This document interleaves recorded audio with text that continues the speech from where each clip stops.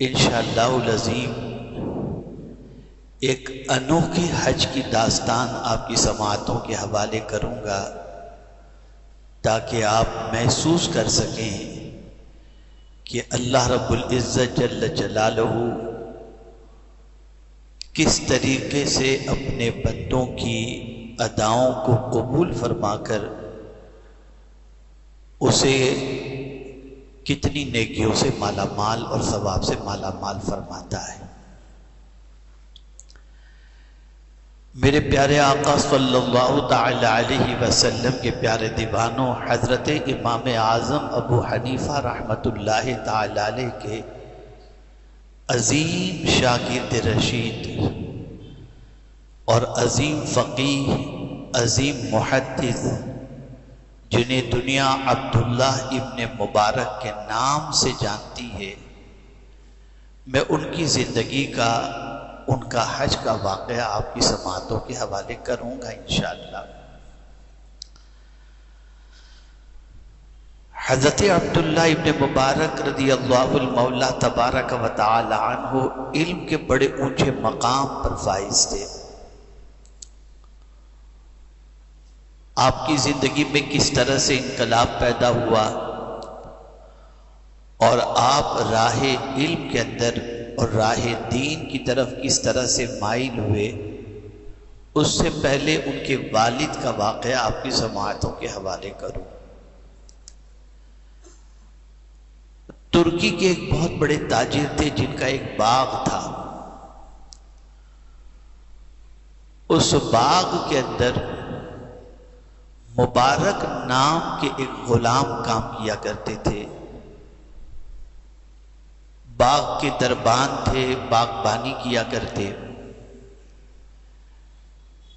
اب جس ترکی کے باغ کے مالک کا وہ جو باغ تھا، اس باغ کے مالک کی عادت تھی کہ کبھی کبھی وہ باغ میں آ جاتا اور تھوڑی دیر کے لیے قیام کرتا اور چلا جایا کرتا۔ ایک دن باغ کا مالک جب باغ میں آیا تو آ کر اس نے اپنے غلام، اپنے خادم مبارک سے یہ کہا کہ یہ جو باغ ہے انار کا، اس میں سے کوئی انار توڑو اور اس کا جوس نکال کر کے مجھے دو۔ مبارک نے انار توڑا، جوس نکال کر پیش کیا تو وہ کڑوا تھا۔ تو اس باغ کے مالک نے کہا کہ کوئی دوسرا انار توڑ کے لاؤ، اس کا جوس بنا کے لاؤ جو میٹھا ہو، یہ کڑوا ہے۔ مبارک گئے اور جا کر کے انہوں نے دوسرا انار توڑا، دوسرے درخت کا، اور لا کر پیش کیا تو اتفاق سے وہ بھی کڑوا نکلا۔ دیکھیے زندگی کی چینجز۔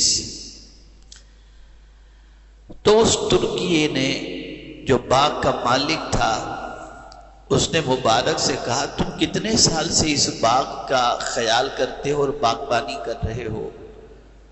تو مبارک نے کہا میں تقریباً 10 سال سے باغبانی کر رہا ہوں، باغ کی نگہبانی کر رہا ہوں اور باغ میں کام کر رہا ہوں۔ کہا ابھی تک تمہیں یہ بھی نہیں معلوم کہ کس درخت کا پھل میٹھا ہے اور کس درخت کا پھل کڑوا ہے؟ اور تم کسی بھی درخت کا پھل لا کر کے مجھے دے دیتے ہو۔ تمہیں اتنے سالوں کام کرتے ہوئے ہو گئے، تمہیں یہ تو معلوم ہونا چاہیے کہ کس باغ کا انار ترش ہے اور کس باغ کا انار صحیح ہے۔ اب جواب سنیے۔ مبارک نے جواب میں کہا 10 سال ہو گئے مجھے باغ میں کام کرتے ہوئے، مجھے باغبانی کے لیے رکھا گیا ہے، انار چکھنے کے لیے نہیں رکھا گیا۔ تو میں نے 10 سال میں ایک انار بھی کبھی چکھا نہیں ہے، اس لیے کہ بغیر مالک کی اجازت کے انار کھانا اور انار چکھنا یہ عند اللہ و عند الرسول جرم ہے، تو میں اس گناہ سے اپنے آپ کو بچائے رکھا۔ جب مبارک کی یہ بات ترکی کے مالک نے سنی، اس باغ کے مالک نے سنی تو اسے حیرت ہوئی اور سیدھا وہ اپنے گھر گیا اور اپنی بیوی سے جا کر کے اس نے پوری داستان سنائی. بیوی کو بھی حیرت ہوئی. پھر اس باغ کے مالک کے دل میں خیال پیدا ہوا کہ یہ اس طریقے کا بندہ ہے، میں دیکھتا ہوں پرہیزگار بھی ہے، نمازی بھی ہے، تو اب باغبانی کی بجائے ایک کمرہ اس کو دے دیا جائے جہاں وہ اللہ اللہ کرتا رہے اور اپنی زندگی گزارتا رہے. تو مبارک کو وہ کمرہ دے دیا گیا اور وہ اس میں عبادت میں زندگی گزارتے رہے. ایک دن مبارک سے ملنے پھر یہ بندہ آیا، ترکیے کا مالک، باغ کا مالک. تو چہرہ اترا ہوا تھا. تو مبارک نے پوچھا کیا بات ہے مالک، آج تمہارا چہرہ اترا ہوا ہے؟ کہا کیا بتاؤں، ایک مشورہ کرنے کے لیے آیا ہوں، اور یہ اب جو میں کہنے جا رہا ہوں اسے غور سے سنیے گا، اور آج کے مسلم لوکیلٹی اور مسلم سوسائٹی کی مینٹلٹی کو دیکھیے گا کہ ہم کہاں جا رہے ہیں. باغ کے مالک نے کہا کہ مبارک یقیناً میں ٹینشن میں ہوں، اللہ نے مجھے بہت نوازا ہے، کوئی کمی نہیں ہے میرے پاس، لیکن میری ایک بیٹی ہے، اللہ نے اسے بھی بہت حسن سے اور ساری چیزوں سے نوازا ہے. میری بیٹی کے بہت رشتے آتے ہیں، بڑے بڑے وزیروں کے یہاں سے ادھر سے ادھر سے بہت رشتے آتے ہیں، لیکن میں سمجھ نہیں پا رہا ہوں کہ میری بیٹی کو کہاں بیاہ کر کے دوں، تم کوئی مشورہ دو. تو اب مبارک نے جواب میں کہا کہ دیکھیے حضور صلی اللہ علیہ وسلم کا ایک ارشاد میں آپ کو سنا دیتا ہوں جس کا مفہوم ہے کہ یہودی اپنی بچی کی شادی کرتا ہے مال دیکھ کر. توجہ چاہوں گا جو جملہ عرض کر رہا ہوں. یہودی اپنے بچی کی شادی کرتا ہے مال دیکھ کر. عیسائی اپنے بچی کی شادی کرتا ہے حسن دیکھ کر. اور سرکار نے فرمایا مومن اپنی بچی کے لیے رشتہ ڈھونڈتا ہے اور شادی کرتا ہے دین دیکھ کر. تو میرا مشورہ آپ کو یہی ہے کہ جہاں آپ کو دین زیادہ نظر آئے وہیں پر اپنی بچی کا آپ بیاہ کریں تاکہ آپ کی بچی کی دنیا بھی سنور جائے اور آخرت بھی سنور جائے. جیسے ہی مبارک نے یہ کہا وہ گھر پہنچے، کہا اپنا مسئلہ تو حل ہو گیا، اب اپنوں کو یہ دیکھنا ہے کہ جو بھی رشتہ آئے اس میں دیندار ہونا چاہیے. پھر رشتے آئے لیکن کوئی ایسا دینی مضبوط بندہ نہیں ملا. تو ایک دن میاں بیوی دونوں بیٹھے اور غور کرتے ہوئے یہ کہنے لگے کہ کیوں نہ اپنے مبارک کے ساتھ ہی اپنی بیٹی کا رشتہ کر دیا جائے. سرمایہ بہت تھا، کہاں سرمایہ اور کہاں ملازم. آئے اور آ کر کے مبارک سے کہا کہ کیا تم اس چیز سے خوش ہو کہ ہم اپنی بیٹی کا نکاح تمہارے ساتھ کر دیں؟ ہمارے لیے آسانی یہ ہوگی کہ بیٹی بھی ادھر ہی رہے گی، تم بھی رہو گے، اور تمہاری دینداری کی وجہ سے میری بچی کا مستقبل بہتر ہوگا.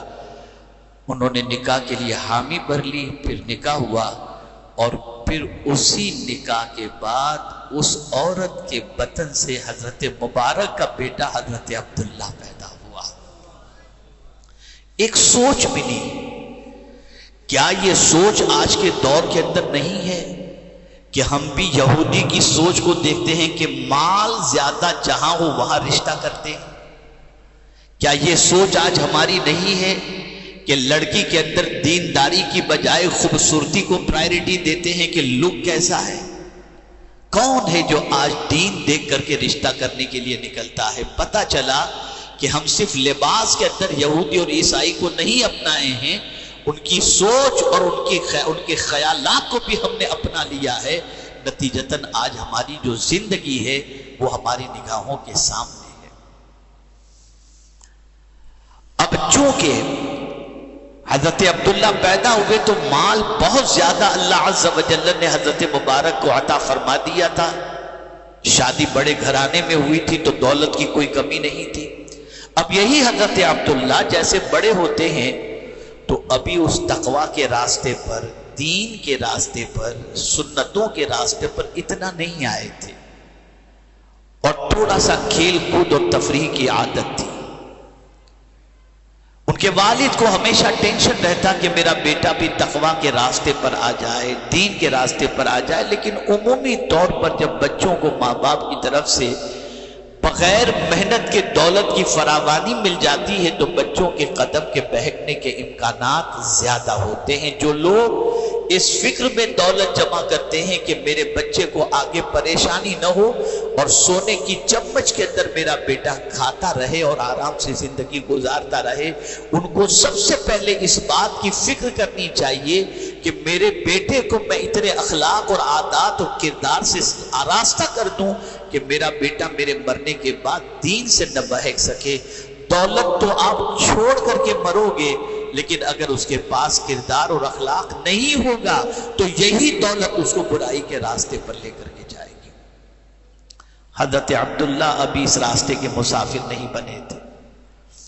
ایک دن غیب سے آواز ان کے کانوں میں آتی ہے ایک آیت کی، کہیں جا رہے تھے کسی سے سن لیا، الم یأن للذین آمنوا ان تخشع قلوبہم لذکر اللہ، کیا ایمان والے کے لیے وہ وقت نہیں آیا کہ اس کا دل اللہ عز و جل کے ذکر سے خشیت پذیر ہو جائے؟ بس وہیں پر انہوں نے کہا لبیک، میرے لیے دن آ گیا، ایمان والے کے لیے اب وہ وقت آ گیا۔ انہوں نے توبہ کی، اپنے والد سے کہا کہ مجھے کہیں جانا ہے، کچھ رقم دیجیے۔ ان کے والد نے 30,000 اس زمانے کے درہم انہیں عطا فرمائے اور فرمایا جاؤ، اور تجارت کے لیے دیے کہ جاؤ بیٹا تجارت کرو، 30,000 درہم لے کر تم جانا چاہتے ہو تو۔ اب یہ 30,000 درہم لے کر کے گئے۔ اب جب گئے تو 2 سال کے بعد واپس آئے تو نہ کوئی نفع ان کے پاس تھا، نہ کوئی کیپٹل ان کے پاس تھی، نہ کوئی مال تجارت تھا۔ ان کے والد نے کہا بیٹا تم خالی ہاتھ آئے ہو، وہ 30,000 ہوئے کیا؟ تو حضرت عبداللہ نے جواب میں عرض کیا، ابا جان میں نے ایسے راستے پر خرچ کیا ہے جس راستے پر خرچ کرنے سے دنیا بھی بہتر ہو جائے گی اور آخرت بھی بہتر ہو جائے گی۔ انہوں نے فرمایا بیٹے کس راستے پر خرچ کیا؟ کہا حضور میں نے اپنے پیسے کو علم حاصل کرنے میں خرچ کیا، میں نے کئی علماء کے پاس جا کر بیٹھا، ان کی میں نے خدمت کی، ان کو نذرانہ پیش کیا، اور ان سے میں نے 2 سال کے اندر کئی علماء سے میں نے علم حاصل کیا۔ ان کے والد کو بڑی مسرت ہوئی اور اپنے دل کے اندر سوچنے لگ گئے کہ اللہ تعالیٰ نے میرے بچے کو بڑے علم سے نوازا اور بڑی عظیم دولت سے نوازا۔ تفصیل بہت زیادہ ہے، میں اس تفصیل میں حضرت عبداللہ ابن مبارک کی زندگی میں جانا نہیں چاہتا، وقت کافی درکار ہے اس کے لیے، لیکن مجھے ان کے حج کے بارے میں بتانا ہے۔ میں نے شروع میں جو قول پیش کیا ہے، خیر الناس من ینفع الناس، لوگوں میں سب سے بہتر وہ ہے جو لوگوں کو سب سے زیادہ نفع پہنچائے۔ انسانوں میں سب سے بہتر کون ہے؟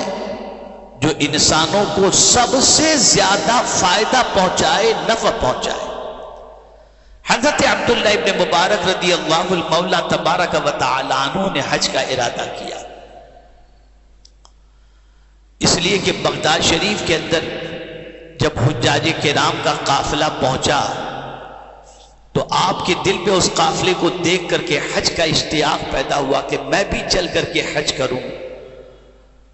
تو حضرت عبداللہ ابن مبارک رضی اللہ تعالی عنہ نے گھر جا کر رقم لی اور رقم سے بازار گئے، اور اس ارادے سے گئے کہ جا کر کے سفر حج کا اور حج کے دنوں کے گزارنے کا سامان لے کر کے آ جاؤں، اور لا کر میں اس کے بعد سفر حج کے لیے قافلے کے ساتھ روانہ ہو جاؤں۔ اب ادھر پیسے لے کر رقم لے کر حضرت عبداللہ ابن مبارک رضی اللہ تعالیٰ عنہ باہر نکلے، اور جیسے ہی باہر نکلے ایک سید زادی حضرت عبداللہ ابن مبارک رضی اللہ تعالیٰ عنہ کو دیکھتی ہے اور عرض کرتی ہے کہ شیخ میں کچھ آپ سے کہنا چاہتی ہوں۔ آپ نے فرمایا بتا کیا کہنا چاہتی ہے؟ اس خاتون نے جواب میں کہا کہنا یہ چاہتی ہوں کہ میں ایک سید زادی ہوں، میری بچیاں بھی ہیں، اور کم و بیش 4 روز سے ایک لقمہ بھی ہمارے حلق کے نیچے نہیں اترا، اور ہم بہت پریشان ہیں رہنے سہنے کے اعتبار سے اور کھانے پینے کے اعتبار سے۔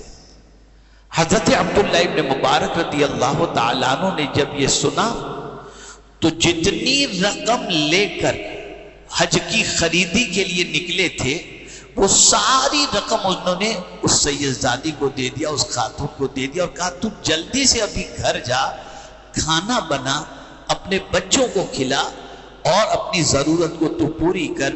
اور اس کے بعد حضرت عبداللہ ابن مبارک نے حج کا ارادہ ملتوی کیا، سارا پیسہ اس عورت کو دے دیا اور اللہ کی بارگاہ میں عرض کرنے لگے میرے مولا آج عبداللہ کا حج تیرے گھر کے طواف کے اندر نہیں، تیری بندی کی مدد کے اندر ادا ہو گیا۔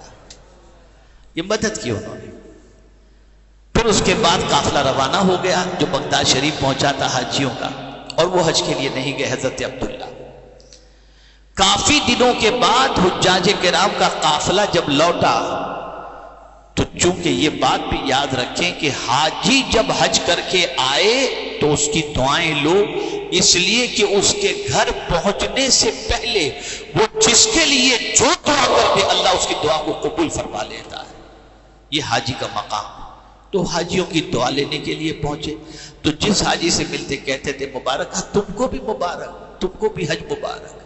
ہر حاجی حضرت عبداللہ ابن مبارک کو مبارکباد پیش کرتا، تم کو بھی حج مبارک، تم کو بھی حج مبارک۔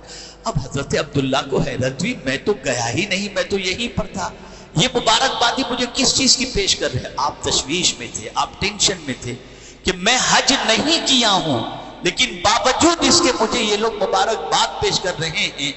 اسی ٹینشن میں وہ اپنا وقت گزار رہے تھے کہ ایک دن ظہر کے بعد وہ سوتے ہیں اور قیلولہ کرتے ہیں تو غیب سے آواز آتی ہے، اے عبداللہ صحیح ہے کہ تم حج کے لیے نہیں گئے، لیکن ہم نے تمہاری اس نیک کام کی وجہ سے تمہاری طرف سے ایک فرشتہ مقرر کیا تھا، جو فرشتہ تمہاری شکل میں وہاں جا کر کے حج کر رہا تھا۔